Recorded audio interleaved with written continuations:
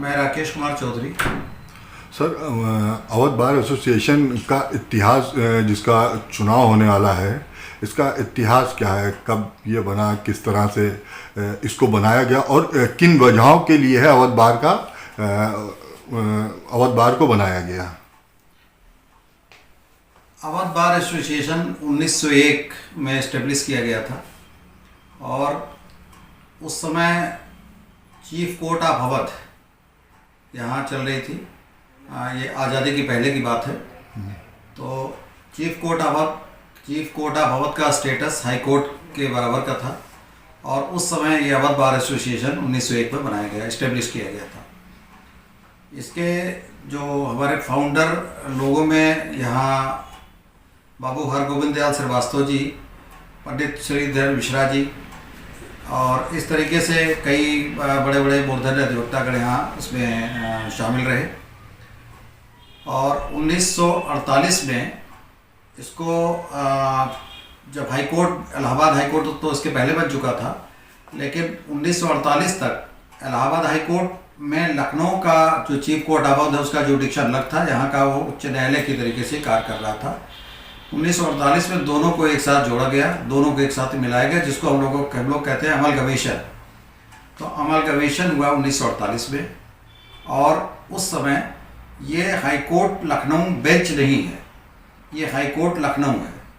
तो दो high court दो जगह बैठता है। ये हम लोगों ने कहा कि हाई कोर्ट इलाहाबाद और हाई कोर्ट लखनऊ में बैठता है। हाई कोर्ट एक है लेकिन उसका सिटिंग प्लेस दो जगह है। ये इस तरह से अमलगमेशन ऑर्डर में ये चीज़ें आई हैं। तो इसीलिए लखनऊ उच्च न्यायालय का एक अपना अलग इतिहास है और इसका एक अलग अपना अस्तित्व है। सर, अधिवक्ताओं की समस्याओं के लिए अवध बार एसोसिएशन किस तरह से उनकी समस्याओं का निस्तारण करता है और किस किस तरह की समस्याएं अधिवक्ताओं के सामने आती हैं? देखिए, सबसे पहले तो मैं आपको थोड़ा सा इसके लिए मुझे अपने बैकग्राउंड में जाना पड़ेगा, बताना पड़ेगा। यहाँ सबसे बड़ी समस्या है जो लोग रूरल बैकग्राउंड से आते हैं और फर्स्ट जनरेशन लायर हैं। मैं सबसे पहले आपको बता दूं कि मैं खुद फर्स्ट जनरेशन लायर हूँ और 1986 में मैंने ये लखनऊ यूनिवर्सिटी से लॉ कंप्लीट किया और मैंने यहाँ प्रोफेशन ज्वाइन किया। मैं डिस्ट्रिक्ट अम्बेडकर नगर के बहुत इंटीरियर गांव से आया और निश्चित रूप से एक हिंदी मीडियम स्टूडेंट रहा। तो इस तरह के जो लोग होते हैं उनकी समस्याओं से मैं बहुत ही करीब से वाकिफ़ हूँ और मैं उन्हें जानता हूँ, क्योंकि जब 1986 में उस उच्च न्यायालय में मैंने कदम रखा तो मैंने देखा कि किस तरह की समस्याएं लोगों के सामने आती हैं और ख़ास तौर से उनके लिए जो रूरल बैकग्राउंड से आते हैं, ग्रामीण परिक्षेत्र से आते हैं और जिन्हें फर्स्ट जनरेशन लायर होते हैं। तो जैसे मैं आपको बहुत छोटा सा एग्जाम्पल बताऊँ, 1986 में मैं पास आउट होकर के मैं आया, लेकिन मुझे एनरोलमेंट कराते 6 महीना लग गया, क्योंकि मेरे पास कुछ था नहीं कि मैं कैसे कराऊँ। तमाम कोई सपोर्ट सिस्टम नहीं था। तो मैंने इस बात को उसी समय से माना कि जो रूरल बैकग्राउंड या जो नए एडवोकेट्स हमारे हैं, जो फर्स्ट जनरेशन लायर हैं, उनके बारे में मैंने बहुत गहराई से अध्ययन किया और मैंने देखा कि बहुत बड़ी बड़ी समस्याएं आती हैं।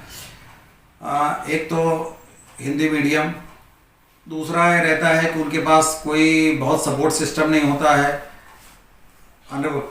सीनियर एडवोकेट्स उनको नहीं जानते हैं। तो मैंने इस दिशा में एक प्रयास किया कि जो नए अधिवक्तागण हैं, जो खासतौर से पहुंच नहीं पाती है, उनको आप कैसे कोशिश करेंगे आगे पहुंचाने के लिए?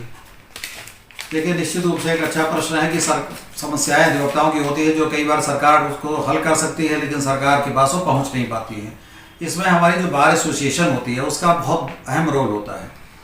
बार एसोसिएशन के जो लोग हैं वो इस लेवल पे इलेक्ट होकर के उनको भेजा जाता है, निश्चित रूप से उनसे बड़ी उम्मीदें होती हैं। तो मुख्यमंत्री अवध बार एसोसिएशन के साथ एक फॉर्चुनेट है, वो राजधानी में स्थित है, इसलिए यहाँ मुख्यमंत्री से लेकर के जितने बड़े अधिकारी हैं सारे लोग यहाँ उपलब्ध रहते हैं।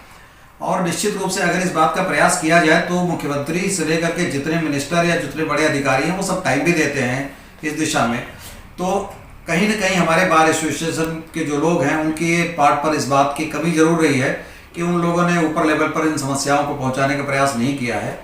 मेरा अपना प्रयास जरूर होगा कि मुख्यमंत्री से लेकर के जो लोग भी हैं, जहां से समस्याएं सॉल्व हो सकती हैं उस दिशा में मैं प्रयास अवश्य करूँगा। सर लखनऊ का क्षेत्र अधिकार बढ़ाने के लिए जो धरना प्रदर्शन है उसके बारे में क्या कहना है आपका?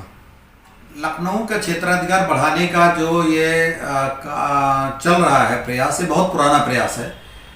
1975 से इसको हम लोग मान सकते हैं कि 1975 से चल रहा है, और लेकिन अभी तक उस दिशा में बहुत ठोस कदम नहीं उठाए जा सके हैं।